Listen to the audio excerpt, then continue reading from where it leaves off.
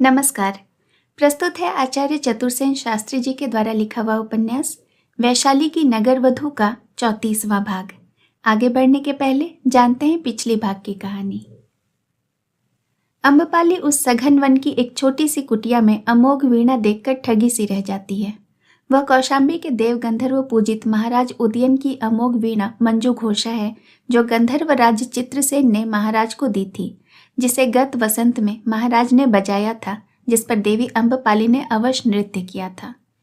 युवक अम्बपाली से कहता है कि क्या वो अम्बपाली को इस कुटिया में ला सकती है। वो भी यह वीणा अम्बपाली के लिए बजाना चाहता है। वह अम्बपाली के उस सार्वजनिक आवास में नहीं जा सकता। अम्बपाली उसे व्यंग से कहती है कि अम्बपाली तुम्हारे सामने नृत्य करेगी। देव गंधर्व भी उसका नृत्य देखने के लिए समर्थ नहीं है। युवक कहता है कि अगर उससे नहीं हो सकता तो जाने दे, वह कोई और मार्ग ढूंढ लेगा। युवक खाने का इंतजाम करने जंगल चला जाता है। अम्बपाली एकांत वन में स्थित उस कुटिया में उस दिव्य वीणा को देखते गत वर्ष की उदयन से अपनी मुलाकात और अमोघ नृत्य को स्मरण करने लगती है। वो सोचने लगती है कि यह वीणा इस कुटिया में कैसे और कौन है वह युवक। वीणा देखते देखते वह मंत्रमुग्ध सी उसके स्वर को अनुभव करने लगती है और अवश्य नृत्य करने लगती है। उसे ऐसा लगने लगता है जैसे कोई दुर्धर विद्युत धारा उसके कोमल अंगों में समा गई हो। तभी युवक कुटी में प्रवेश करता है और सामने अम्बपाली को इस तरह नृत्य करते देखकर आश्चर्यचकित होकर वीणा बजाने लगता है। दोनों कलाकार संज्ञाहीन हो जाते हैं। जब देवी अम्बपाली की चेतना लौटी तब उसने अपने आप को कुटी में अकेला पाया। वो इस युवक को खोजने लगी। उसका मन उसे पाने के लिए विचलित होने लगा। तभी युवक कुटी में आता है और अम्बपाली को उन्मत्त भाव में पड़ी देखकर उसे अपने अंक में भरकर खूब प्यार करता है। अम्बपाली उससे उसका परिचय पूछती है तो वो कहता है कि वो उसे सुभद्र कहकर पुकार सकती है। युवक अम्बपाली के नृत्य मुद्रा की तस्वीरें बनाता है। दोनों प्रेम के सागर में डूब जाते हैं। अब सुनते हैं आगे की कहानी। अध्याय विदा। 7 दिन के अनवरत प्रयत्न से चित्र बनकर तैयार हो गया। इसके लिए अम्बपाली को प्रत्येक भाव विभाव के लिए अनेक बार नृत्य करना पड़ा। जो चित्र संपूर्ण हुआ वह साधारण चित्र नहीं था, वह मूर्तिमती कला थी। देवी अम्बपाली की अलौकिक शरीर छटा और कला का विस्तार ही उस चित्र में नहीं था, उसमें अम्बपाली की असाधारण सांस्कृतिक आत्मा का प्रतिबिंब था। वह चित्र वास्तव में संपूर्ण रीति पर आंखों से नहीं देखा जा सकता था। उसे देखने के लिए दिव्य भावुकता की आवश्यकता थी। चित्र को देखकर अम्बपाली स्वयं भी चित्रवत हो गई। चित्र की समाप्ति पर सांध्य भोजन के उपरांत जब युवक गुफा में शयन को जाने लगा तब उसने कहा, प्रियतमे, आज इस कुटी में तुम्हारी अंतिम रात्रि है। कल भोर ही को हम नगर में चलेंगे। मैं अश्व लेता आऊंगा प्रिय, तनिक जल्दी तैयार हो जाना। मैं सूर्योदय से प्रथम ही तुम्हें नगर पौर पर छोड़कर लौट आना चाहता हूँ। दिन के प्रकाश में नगर में नहीं जाना चाहता। कल उसे इस कुटिया से चला जाना होगा। यह सुनकर अम्बपाली का हृदय वेग से धड़क उठा। वह कहना चाहती थी, कल क्यों प्रिय, मुझे अभी यहीं रहने दो, सदैव यहीं रहने दो, पर कह न सकी। उनकी वाणी जड़वत हो गई। युवक ने कहा, कुछ कहना है प्रिय? बहुत कुछ, परंतु कैसे कहूं? कहो प्रिय। तुम छद्मवेशी गूढ़ पुरुष हो, मुझे अपने निकट ले आओ। प्रिय, मुझे अपना परिचय दो। युवक ने सूखी हंसी हंसकर कहा, इतना होने पर भी परिचय की आवश्यकता रही गई प्रिय। मैं तुम्हारा हूं यह तो जान ही गई होगी, और जो ज्ञेय होगा यथा समय जान जाओगी। उसके लिए व्याकुलता क्यों? कुछ देर चुप रहकर अम्बपाली ने कहा, तुमने कहाँ से यह अगाध ज्ञान गरिमा प्राप्त की है भद्र, और यह सामर्थ्य? ओह, मैं तक्षशिला का स्नातक हूँ प्रिय। तिस पर अंग बंग, कलिंग, चंपा, ताम्रपर्णी और संपूर्ण जम्बू द्वीप पूर्वी उपद्वीपों में भ्रमण कर चुका हूँ, और मेरा यह शरीर संपत्ति पैतृक है।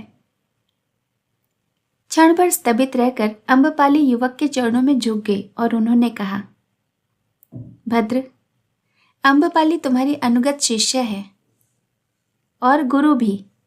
युवक ने अम्बपाली को हृदय से लगाकर कहा, गुरु कैसे? फिर जानोगी प्रिय। अभी विदा, सुप्रभात के लिए। विदा प्रिय। युवक अंधकार में खो गया और देवी अम्बपाली अपने आप में ही खो गई। वह रात भर भूमि पर लेटी रही, युवक की पदधूलि को हृदय से लगाए। एक दंड रात रहे युवक ने कुटी द्वार पर आघात किया। तैयार हो प्रिय? हाँ भद्र। युवक भीतर आ गया। क्या रात को सोई नहीं प्रियतमे?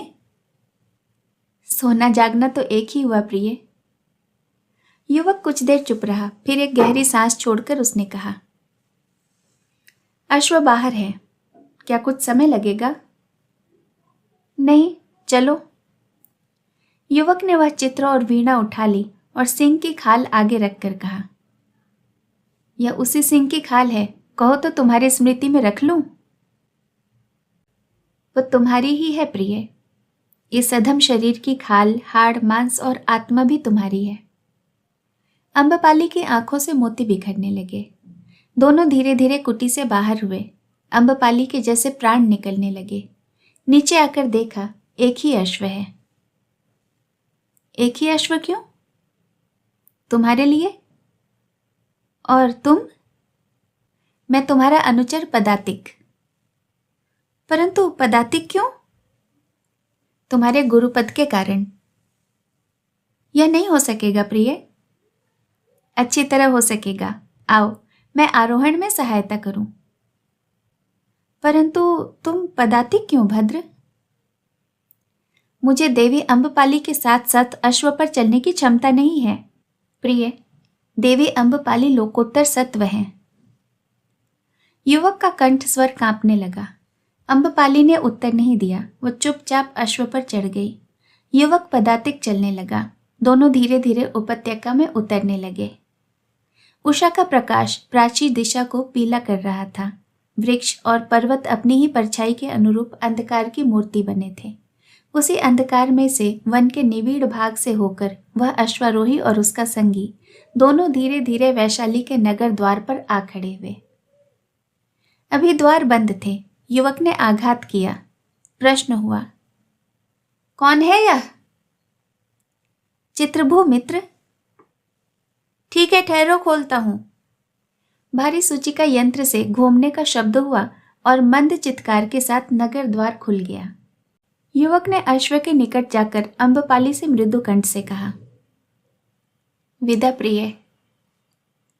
विदा प्रियतम। दोनों ही के स्वर कंपित थे। वीणा और चित्र देवी को देकर युवक तीव्र गति से लौटकर वन के अंधकार में विलीन हो गया और अम्बपाली धीरे धीरे अपने आवास की ओर चली। अध्याय वैशाली की उत्सुकता। जैसे देवी अम्बपाली के सिंह द्वारा आक्रांत होकर निधन का समाचार आग की भांति वैशाली के जनपद में फैल गया था, वैसे ही देवी के अकस्मात लौट आने से नगर में हलचल मच गई। सप्तभूमि प्रासाद के चमकते स्वर्ण कलशों के बीच विविध मीन ध्वज वायु में लहराने लगे। प्रासाद के सिंह पौर पर महादुदुम्बी अनवरत बजने लगी। उसका गंभीर घोष सुनकर वैशाली के नागरिक निद्रा से जागकर आंखें मलते हुए सप्तभूमि प्रासाद की ओर दौड़ चले। देवी की आज्ञा से संपूर्ण प्रासाद फूलों, पताकाओं, तोरणों और रत्न जड़ित बंदरवारों से सजाया गया था। भृत्य और बंदी चांदी के तुनीरों से बारंबार गगनभेदी नाद करने लगे। नागरिकों का ठठ प्रासाद के बाहरी प्रांगण और सिंह पौर पर एकत्रित हो गया था। सभी देवी के इस प्रकार अकस्मात लोप हो जाने और फिर अकस्मात ही अपने आवास में लौट आने की रहस्यपूर्ण अद्भुत कहानी विविध भांति कह रहे थे। सर्वत्र यह बात प्रसिद्ध हो गई कि देवी अम्बपाली को गहन वन में क्रीड़ारत गंधर्व राज चित्ररथ गंधर्व लोक में ले गए थे। वहां गंधर्व राज ने मंजू घोषा वीणा स्वयं बजाई थी और समस्त दिव्य देहधारी गंधों के सम्मुख देवी अम्बपाली ने अपार्थिव नृत्य किया था। उसकी प्रतिछवि गंधर्व राज ने स्वयं निर्मित की है तथा दिव्य मंजूघोषा वीणा भी देवी को गंधर्व राज ने ही दी है। दिन भर देवी अम्बपाली अपने शयन कक्ष में चुपचाप पड़ी रहीं। उन्होंने संध्या से प्रथम किसी को भी अपने सम्मुख आने का निषेध कर दिया था। इससे बहुत से शेट्टी पुत्र, राजवर्गी, सामंत पुत्र आ आकर लौट गए थे। कुछ वहीं प्रांगण और आलिंद में टहलने लगे थे। तब विनयावत मदलेखा ने उन सबको स्फटिक कक्ष से मृदु मंद मुस्कान के साथ संध्या के बाद आने को कहा। अभी देवी शांत क्लांत है, यह जानकर किसी ने हठ नहीं किया, किंतु आज के संध्या उत्सव की तैयारियां बड़े ठाठ से होने लगी। स्फटिक के दीप स्तंभों पर सुगंधित तेल से भरे स्नेह पात्र रख दिए गए। तोरण और बंधनवारों एवं रंगीन पताकाओं से स्वागत गृह सजाया जाने लगा। कोमल उपाधान युक्ति से रख दिए गए। शिवी, कोजव, छौम बिछाए गए। आसंदी सजाई गई। रत्न जटित मध्य पात्रों में सुवासित मध्य भरा गया।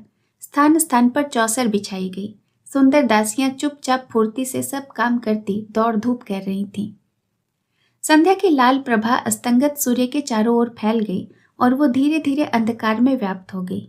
सप्तभूमि प्रासाद सहस्र दीप रश्मियों से आलोकित हो उठा। उसका प्रकाश रंगीन गवाक्षों से छन छन कर नील पद्म सरोवर पर प्रतिबिंबित होने लगा। धीरे धीरे नागरिक अपने अपने वाहनों पर चढ़ चढ़कर प्रासाद के मुख्य द्वार पर आने लगे। दंडधर और दौवारिक विविध व्यवस्था करने लगे। युवक नागरिक कौतूहल और उत्साह से भरे अम्बपाली को एक बार देख भर लेने को व्याकुल थे। परंतु प्रहर रात गए तब भी देवी अपने एकांत कक्ष से बाहर नहीं निकली। इस समय वैशाली के श्रीमंत तरुणों से अतिथि गृह भर गया था। 1.5 दंड रात बीतने पर अम्बपाली ने प्रमोद गृह में प्रवेश किया। इस समय उनका परिधान बहुत सादा था। उनका मुख अभी भी सफेद हो रहा था। नेत्रों में विषाद और वेदना ने एक अप्रतिम सौंदर्य ला दिया था। शेट्टी पुत्र और सामंत युवक देवी का स्वागत करने को आगे बढ़े।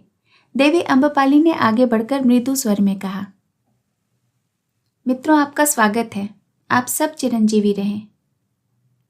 देवी चिरंजीवी हों, अनेक कंठों से यही स्वर निकला। देवी मुस्कुराई और आगे बढ़कर स्फटिक की एक आधार वाली पीठ पर बैठ गई। उन्होंने स्वर्णसेन को देखकर हाथ आगे बढ़ाकर कहा, आगे आओ युवराज। देखो किस भांति हम पृथक हुए और किस भांति अब फिर आ मिले। इसको जीवन का रहस्य कहा जा सकता है। स्वर्णसेन ने द्रवित होकर कहा, किंतु देवी, मैं साहस नहीं कर सकता। देवी की आपदा का दायित्व तो मुझी पर है। आपदा कैसी मित्र? आह, उसे स्मरण करने से भी हृदय कांप उठता है। कैसा भयानक हिंसक जंतु था वह सिंह। किंतु वह तो एक दैवी प्रताड़ना थी मित्र। उसके बाद जो कुछ हुआ वह तो अलौकिक ही था।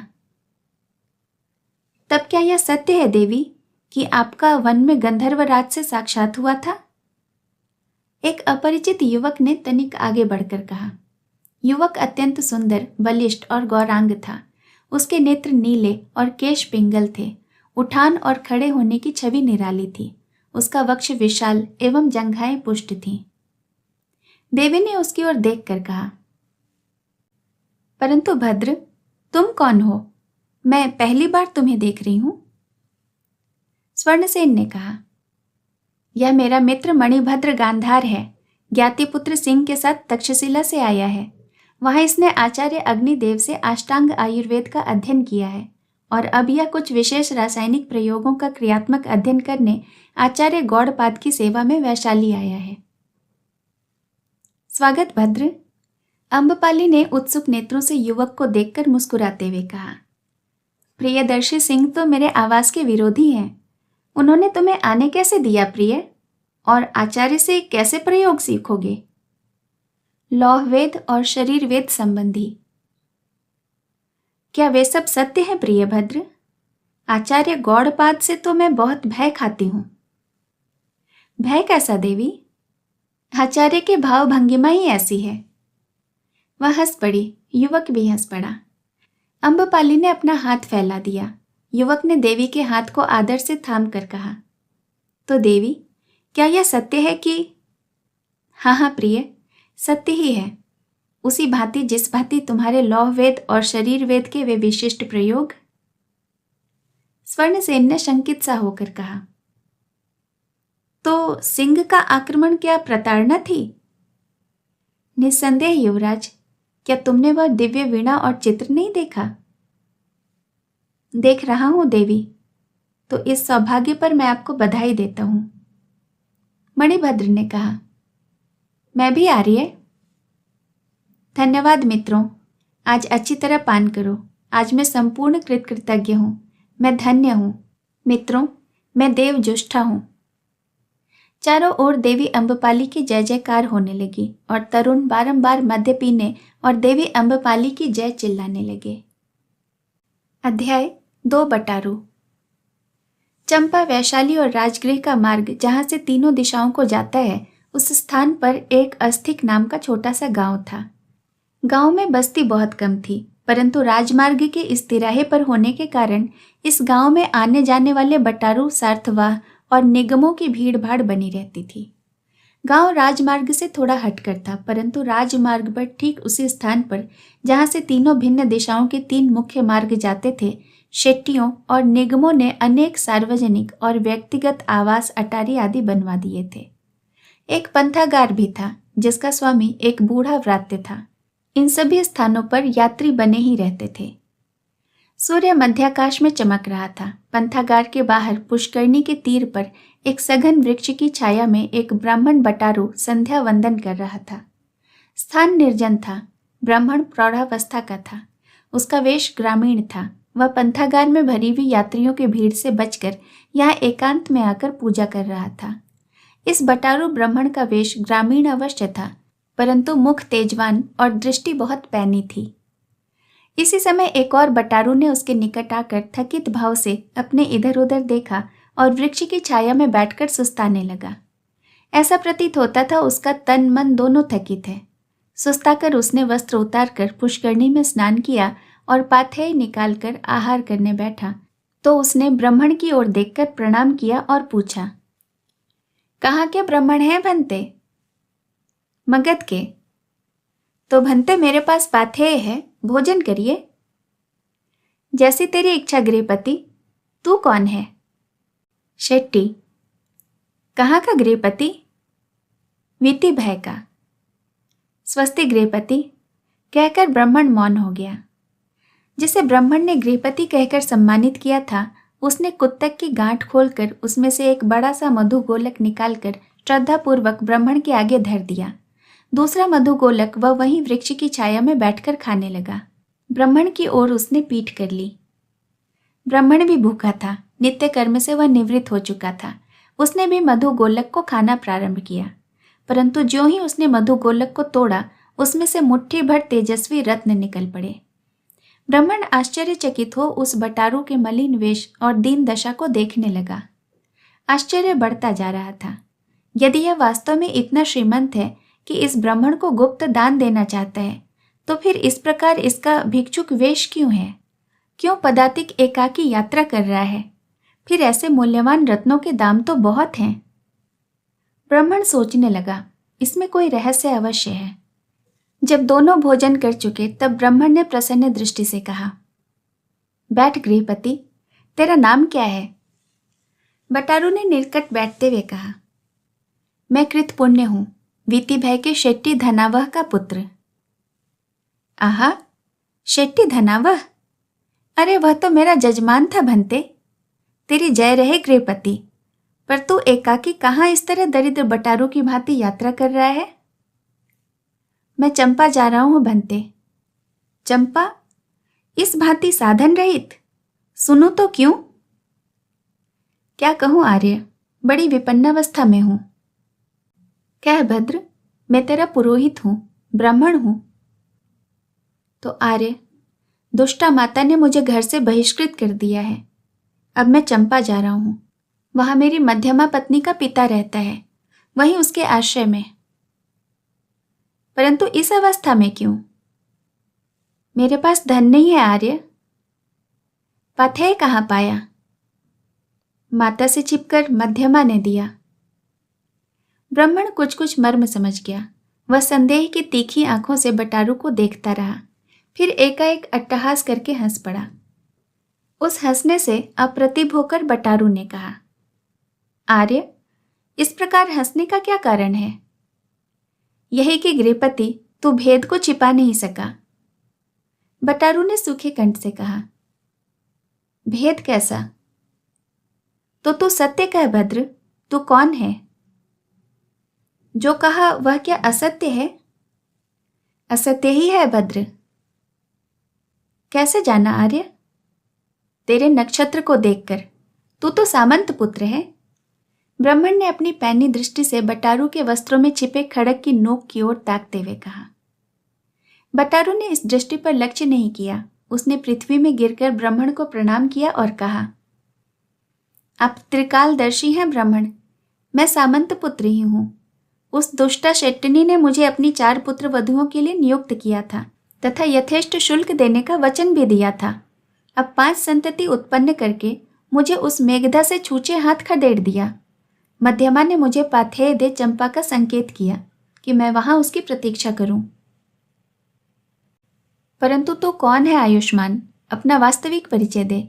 मैं तेरी सब इच्छा पूरी करने में समर्थ हूं। तो आर्य, मैं लिच्छवी हूं और वैशाली से प्रताड़ित हूं। मैंने वैशाली को उच्छेद करने का प्रण लिया है। ब्राह्मण चमत्कृत हुआ। उसने उत्सुकता को दबाकर कहा, तू लिच्छवी होकर वैशाली पर ऐसा क्रुद्ध क्यों है? आर्य, वैशाली के गणों ने मेरी वाग्दत्ता अम्बपाली को नगर वधु बनाकर मेरे नागरिक अधिकारों का हनन किया है। तो आयुष्मान, तू कृत संकल्प होकर कैसे नियुक्त हुआ और अब फिर तो उसी मोह में है? तो आर्य, मैं क्या करूं? तू वैशाली का उच्छेद कर। किस प्रकार आर्य? मेरा अनुगत होकर। तो मैं आपका अनुगत हूं। तो भद्र, यह ले। ब्राह्मण ने वस्त्र से निकालकर वे मुट्ठी भर तेजस्वी रत्न उसके हाथ पर रख दिए। रत्नों की ज्योति देखकर बटारू की आंखों में चकाचौंध लग गई। उसने कहा, ये रत्न मैं क्या करूं? इन्हें ले और यहां से 3 योजन पर पावापुरी है, वहां जा। वहां मेरा सहपाठी मित्र इंद्रभूति रहता है। उसे यह मुद्रिका दिखाना, वो तेरी सहायता करेगा। वहां उसकी सहायता से तू रत्नों को बेचकर बहुत सी विक्रय सामग्री मोल ले और दास दासी कंप कर संग्रह कर और ठाट बाट से एक सार्थवाह के रूप में चंपा जा और अपने श्वशुर गृहपति का अतिथि कृतपुण्य होकर रह। परंतु वहां तो मध्यमा की प्रतीक्षा में समय नष्ट न करना। यह सब सामग्री बेच श्वशुर से जितना भी धन उधार लेना संभव हो ले, भारी सार्थवाह के रूप में बिक्री करता और माल मोल लेता हुआ बंग, कलिंग, अवंती, भोज, आंध्र, माहिष्मति, भृगुकक्ष और प्रतिष्ठान की यात्रा कर। यह लेख ले और जहां जहां जिन जिनके नाम इनमें अंकित हैं उन्हें यह मुद्रिका दिखाना।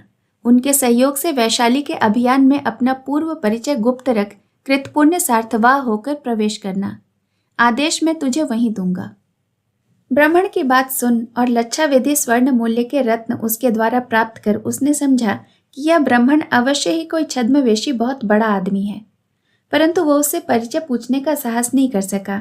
उसने विनयावत होकर कहा, जैसी आज्ञा, परंतु आपके दर्शन कैसे होंगे? भद्र, मैं वैशाली के अंतरायण में नंद साहू की हट है, वहीं तू बटारू ब्राह्मण को पूछना। परंतु इसकी तुझे आवश्यकता नहीं होगी। यहाँ प्रतिष्ठा योग्य स्थान लेकर अंतरायण में निगम सम्मत होकर हट खोल देना। तेरा वैशाली में आगमन मुझ पर अप्रकट नहीं रहेगा। यह कहकर ब्राह्मण ने उसे एक लिखित भोजपत्र दिया और कहा, तू जा पुत्र, अपना कार्य सिद्ध कर। बटारू ने अपना मार्ग लिया। ब्राह्मण भी अपना झोला कंधे पर डाल दंड हाथ में ले दूसरी ओर चला। अध्याय 10 बलभद्र। वैशाली में अकस्मात ही एक अतर्किक भीति की भावना फैल गई। नगर के बाह्य और अंतरायण सभी जगह बलभद्र की दुस्साहसिक डकैतियों की अनेक आतंकपूर्ण साहसी कहानियां जगह जगह सुनी जाने लगी। जितने मुंह उतनी ही बातें थीं। सभी परिजन और राजवर्गीय उत्तेजित हो उठे। परिषद का वातावरण भी क्षुब्ध हो गया था। पर दस्यु बलभद्र और उसके दुर्धर दस्युओं को कोई पकड़ नहीं सका। अट्टी रक्षकों को बारंबार सावधान करने पर भी इधर उधर राह चलते धनपति लूटने लगे। ग्रामों से अशांत सूचनाएं आने लगी। एक दिन परिषद का राजस्व नगर में आते हुए मार्ग में लूट लिया गया और उसके कुछ ही दिन बाद दिन दहाड़े अंतरायण भी लूट लिया गया। इस घटना से वैशाली में बहुत आतंक छा गया। लोग नगर छोड़कर भागने लगे। बहुतों ने अपने रत्न पृथ्वी में गाड़ दिए, परंतु नगर के सामंत पुत्र इन सब झंझटों से उदासीन थे। वे दिन भर अलस भाव से संध्या होने की प्रतीक्षा में आंखें बंद किए पड़े रहते और संध्या होने पर सज धरकर अलंकृत होकर स्वर्ण रत्न कुंवर कोष में भर भरकर उत्सुक आकुल भाव से सप्तभूमि प्रसाद के स्वर्गलोक में जा जाकर सुरा सुंदरी संगीत के सुख भोग और धुत विनोद में आधी रात तक डूबते और उतरते रहते। फिर आधी रात व्यतीत होने पर सूना कुरकव कोश सूने हृदय से अनिंदी आंखों को खोलते मींचते मध्यस्थ के मध्य से लड़खड़ाते अपने अपने भृत्यों के कंधों का सहारा लिए अपने अपने वाहनों में अर्ध मृतकों के समान पड़कर अपने घर जाते और मृत्यु से अत्यंत गर्हित भाव से बेसुध होकर दोपहर तक पड़े रहते। विश्व में कहाँ क्या हो रहा है यह जैसे वे भूल ही गए थे। उन्हें बस एक ही वस्तु याद रह गई थी, अम्बपाली की मंद मुस्कान, उसका स्वर्ग सदन सप्तभूमि प्रसाद, सुगंधित मदिरा और अनगिनत अछूते यौवन। शेष कहानी अगले भाग में। कहानी सुनने के लिए आपका बहुत बहुत धन्यवाद। यह उपन्यास अगर आपको पसंद आ रहा हो तो इसे एक लाइक ज़रूर दें और अगर चैनल पर अब तक नए हैं तो इसे सब्सक्राइब कर लीजिए। जल्द मिलूंगी अगले भाग के साथ। नमस्कार।